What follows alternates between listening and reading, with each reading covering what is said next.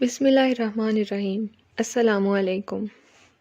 یہ پارٹ 1 ہے۔ کتاب ایک خط، آواز فاطمہ شفیق، مصنفہ خدیجہ مستور، پیشکش بک شیئر پاکستان آڈیو لائبریری۔ دیگر معلومات اور کتابوں کے لیے آپ رابطہ کر سکتے ہیں واٹس ایپ نمبر 0333249537 یا پھر 0300291960 پہ محمد اظہر لطیف سے۔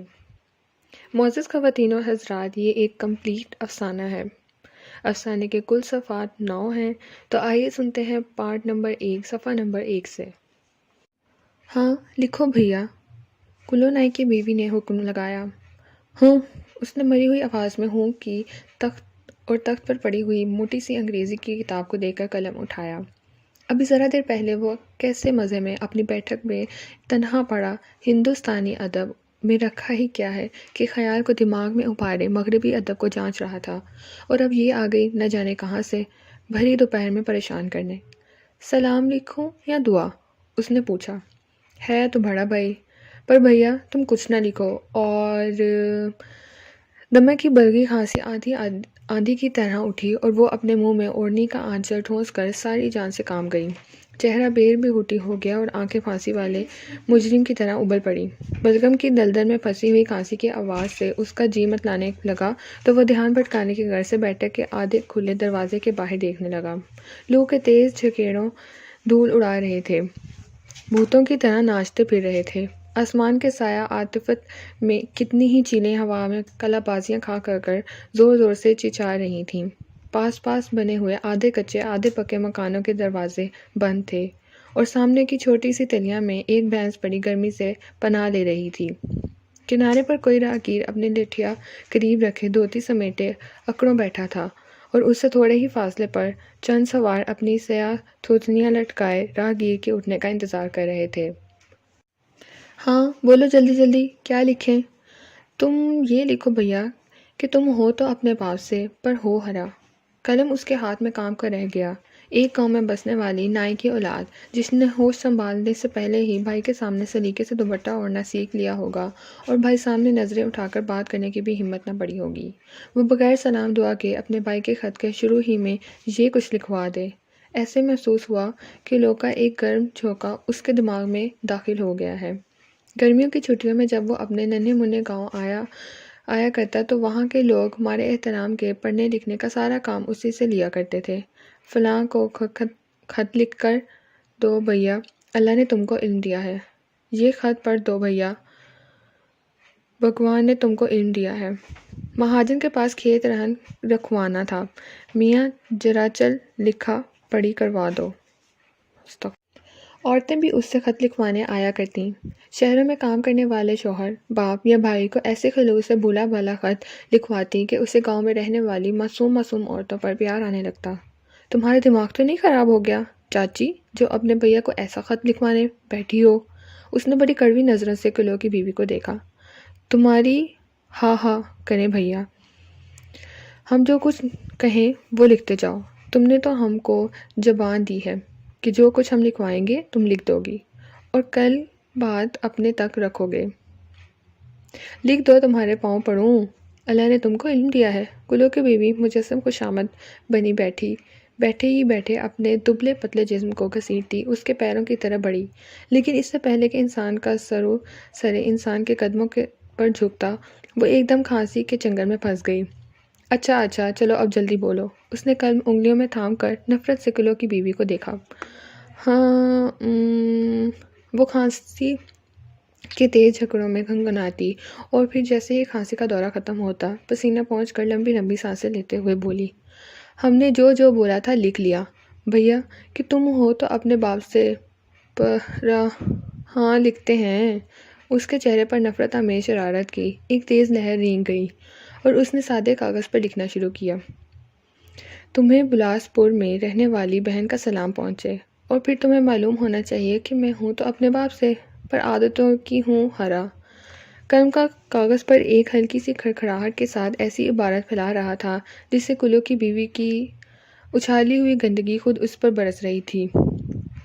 قلم یافتہ مرد ایک جاہل عورت سے دغا کر رہا تھا، ایک دوسرے مرد کی حمایت میں ایک کمزور دمے کی مریض ادھیڑ عمر کی عورت سے دگا، مگر وہ مجبور تھا۔ وہ کالج میں پڑھتا تھا، شہروں میں گھومتا تھا، جہاں اس نے عورت کی دلیریوں کو اپنے حساب بڑے عجیب عجیب تباہ کن انداز میں دیکھا تھا۔ اسے وہاں نہ تو دیہاتی عورتوں جیسی شرم و حیا نظر آئی تھی، نہ پاس اور نہ لحاظ۔ اسے سب کی سب منہ پھٹ اور بے باک نظر آئی تھیں، جو مشرق کی روایتی تہذیب کے پردوں کو کونچے ڈال رہی تھیں، انتہائی غلط طریقے سے، اور اسے اعلیٰ تعلیم یافتہ لڑکیوں سے تو حد سے زیادہ نفرت تھی۔ کالج میں ایک لڑکی نے کھلم کھلا عشق بازی کی، اور جب لڑکے نے بھائی نے اسے تنبیہ کی تو اس نے بھری کلاس میں بھائی کی بدعنوانیوں کو گنوا کر اسے ذلیل کر دیا تھا۔ اب بھلا وہ عورت کی اتنی آزادی کیسے برداشت کر سکتا تھا؟ آخر وہ دیہات کی پیداوار تھا۔ اس نے آنکھ کھول کر یہی دیکھا تھا کہ بہنیں اپنے بھائیوں کی سب جاؤ بے جا برداشت کرتی اور کبھی آنکھ نہ اونچی کرتی۔ بیویاں اپنے شوہروں کے جوتوں، تھپیڑوں اور لاٹھیوں کے زیر سایہ رہتے ہوئے بھی اف نہ کرتی۔ اسے ان عورتوں پر رحم تو ضرور آتا، لیکن ساتھ ہی ان عورتوں کی سعادت مندی پر خوش بھی ہوتا تھا۔ لیکن آج یہاں بھی اسے ایک منہ پھٹ اور بے باک عورت کا سامنا تھا، دیہات کی بے زبانی اور معصومیت پر بدنما داغ۔ اسے اس سے دغا کر کے روحانی خوشی ہو رہی تھی۔ لکھ لیا، اور بولو۔ اب اس کے آگے لکھو بھیا، اگر تم ایسے نکلے وہ تو تمہارا کیا قصور؟ اللہ جنت دے، تمہارا باپ بھی بکٹ خراب آدمی تھا، پر تم اس سے 2 ہاتھ بڑھ نکل گئے۔ باپ نے تو خیر گھر میں ایک ہی مہریار رکھی اور اس کے ہاتھی جیسے ڈیل کو مار مار کر چوہا بنا دیا تھا، پر تم نے 4 سے گھر بسایا اور ایک کبھی نہ ہوئے، اور پھر کون جانے کہ کتنی بار نالیوں میں ہاتھ ڈالتے پھرے۔ لکھ لیا بھیا؟ اس نے غصے کو ضبط کرتے ہوئے کہا۔ اب لکھو بھیا کہ تم کو ہمارے منہ سے ایسی باتیں سن کر بڑا غصہ آئے گا، اگر سامنے ہوتے ضرور ہم پر لاٹھیاں لکیر سیدھے ہوتے جاتے، پر اب ہم کو اپنی لگی کے آگے کسی کی بھی پرواہ نہیں۔ جیوں جیوں پانی سے سر اونچا ہوتا ہے تو آدمی سب کچھ کہہ لینا چاہتا ہے۔ وہ کہتے کہتے چپ ہو کر اس کی کا انتظار کرنے لگی۔ وہ رک رک کر سوچ سوچ کر خط لکھ رہا تھا۔ اب لکھو بھیا، آج تمہاری بہن چپی نہیں رہ سکتی، وہ تمہارے کرتوت تمہارے سامنے کھول کر رکھ دے گی۔ غصہ آئے تو آدھی روٹی جیا وہ کھا لیجیو، ہم تمہارا خیال کیوں کریں جب تم نے ہمارا خیال نہیں کیا۔ اپنی بہن کو 3 مہربان بڑھتے ہوئے آدمی کو بیاہ دیا، بوڑھا دمے کا ماندہ۔ ہم خوب جانتے ہیں تم نے بڈھے سے روپیہ لیا ہوگا اپنے لیے مہربان پھانسنے کو، تبھی تو اپنی عمر بالی کی بہن کو اس کے گھر ڈھکیل دیا۔ تمہیں یہ بھی خیال نہ آیا کہ میری بہن نے میری کیسی خدمت کی ہے، اپنی نیند کو نیند نہ جانا، رات کے 2 بجے نسا پانی کر کے ستاتے گھر آتے تو تمہاری بہن تم کو گرم گرم سالن روٹی دیتی، گھر میں جتنا بکری کا دودھ ہوتا اس میں سے اپنے حصے کا دودھ بھی تمہارے لیے رکھ دیتی کہ ہمارا بھیا پیے گا، پر تم نے بہن کو بیانے کے وقت سب کچھ بھلا دیا اور اسے دلیا جیسے مرد کی گود میں ڈال دیا۔ کیا تم پوری کتاب لکھواؤ گی؟ آخر تمہارا مطلب کیا ہے؟ اس نے کڑوی کڑوی باتوں سے تنگ آ کر کہا اور قلم رکھ دیا۔ متبل بھیا رے، تمہارے پاؤں پڑوں، تھوڑی تکلیج کر لو، بس ہم کو ایک ہی خط لکھوانا ہے، پھر چندگی میں نہ لکھوائیں گے۔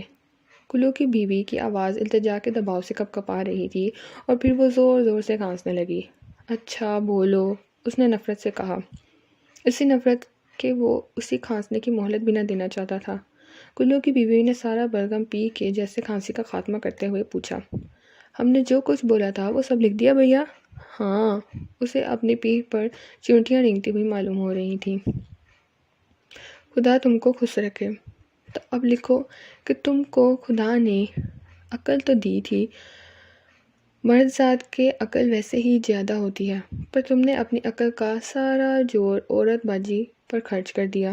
تم نے اپنی عقل سے یہ بھی نہ سوچا کہ بن ماں باپ کی لڑکی اپنے بھیا کو صرف اس لیے زیادہ نہیں چاہتی ہے کہ وہ سب کچھ ہوتا ہے، بلکہ اس لیے اس کا خیال کرتی ہے کہ وہ اپنی بہن کا ہاتھ کسی اچھے مرد کے ہاتھ میں دے، بکھت خیال کرے گا۔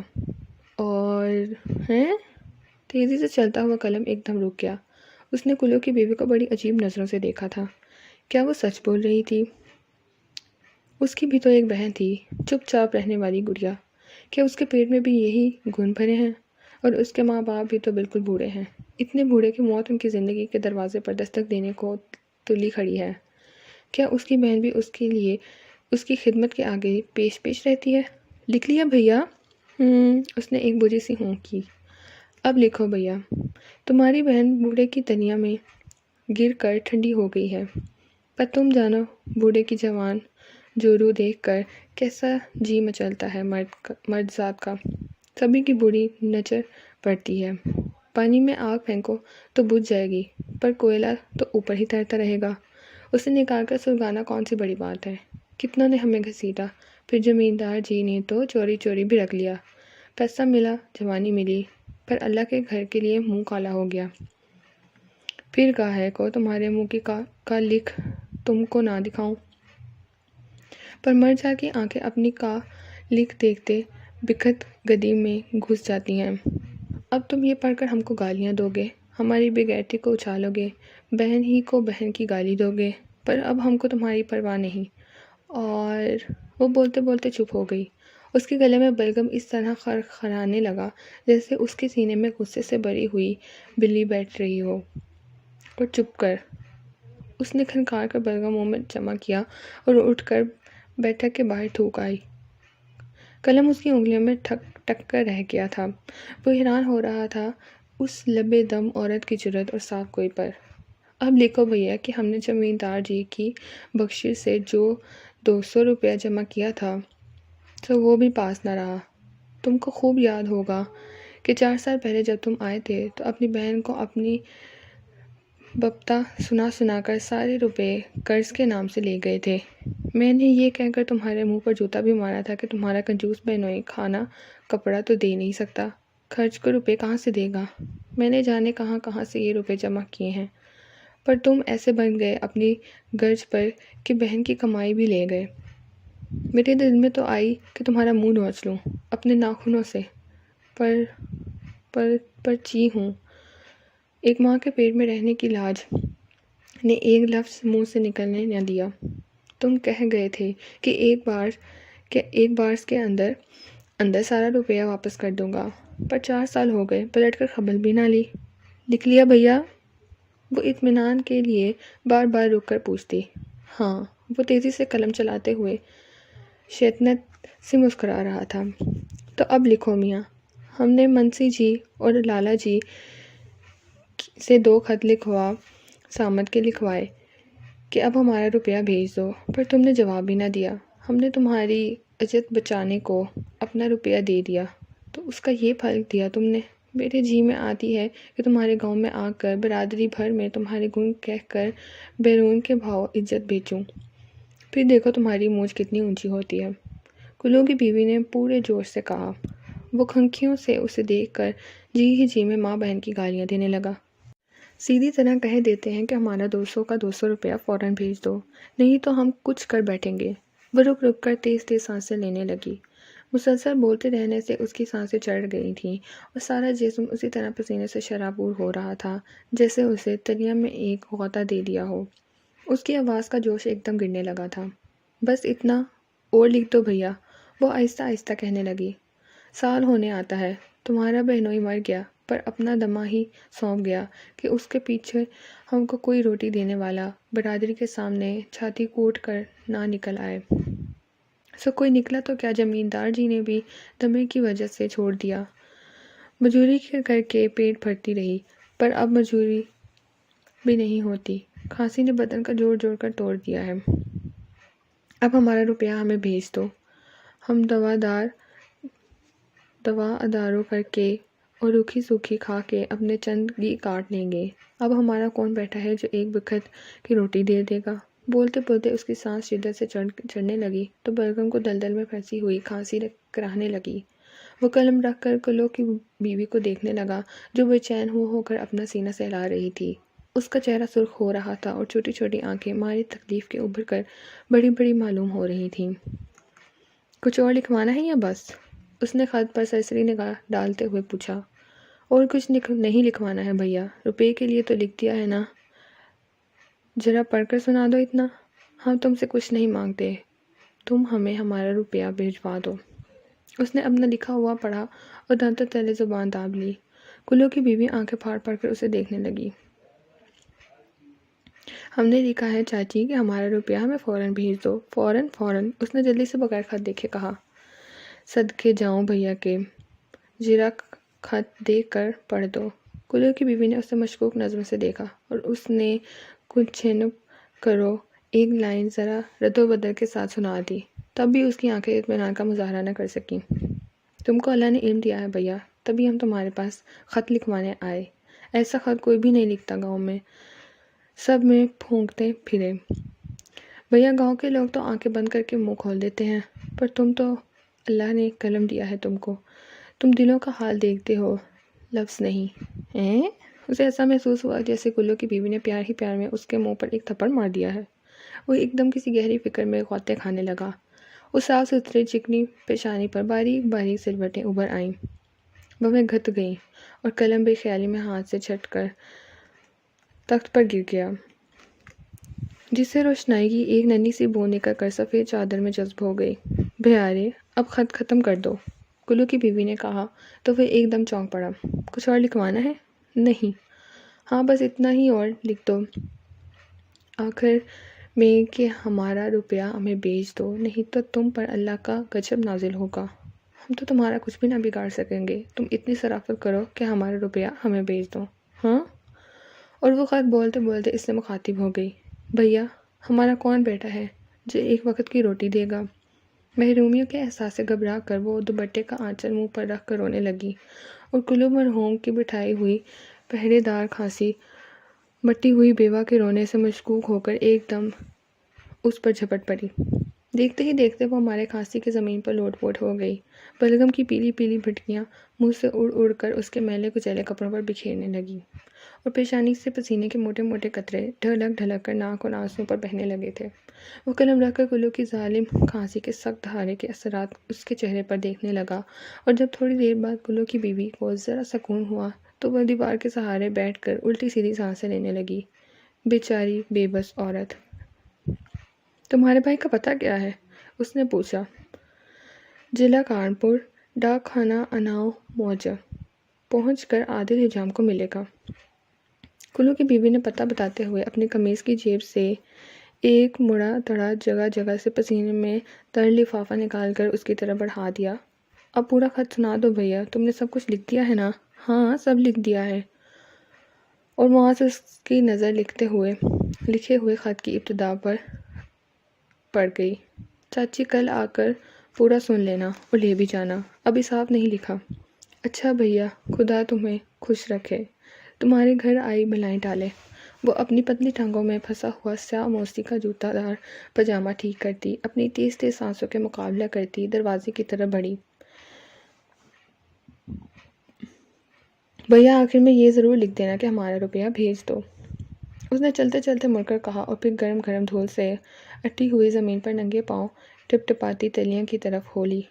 بھینس اب تک تلیاں میں پڑی گرمی سے پناہ لے رہی تھی اور کنارے پر لگے ہوئے سایہ دار درخت کے نیچے ایک 6 سال کی لڑکی اور ایک لڑکا پاس پاس اکڑوں بیٹھے تھے، اور ان دونوں میں سے کچھ دور چند سوار اپنی تھوتنیاں لٹکائے دمے جھٹلائے خون رحمت کا انتظار کر رہے تھے، اور تلیاں کے دوسرے کنارے پر ایک راہگیر جوڑ اٹیلیاں میں پانی بھر رہا تھا۔